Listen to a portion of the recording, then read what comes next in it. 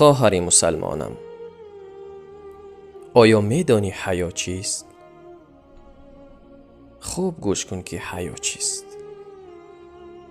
حیا آن است که وقتی در هنگام ضرورت بیرون می روی چشمان خود را به پایان بیندازی. خواهری عزیزم، حیا آن است که وقتی در هنگام ضرورت با نامحرم سخن گفتی صدای خود را نازک نکنی.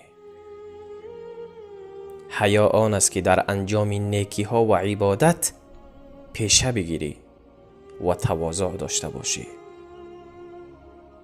خواهر گلم، حیا آن است که در نزد نامحرم نخندی. خواهرم، حیا آن است که در فضای مجازی یعنی اینترنت خود را آشکار نکنی.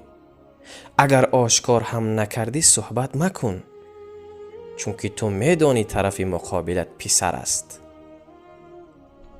خواهری عزیزم، حیا آن است که آرایشت را تنها برای شوهری عزیزت بکنی، نه برای غیر از شوهرت.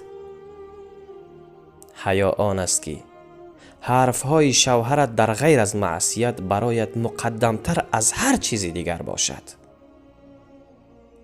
خواهر گلم، میدانم حجاب داری، نماز هم میخوانی، روزه میگیری، اما شوهرت را راضی میکنی و یا اینکه نه؟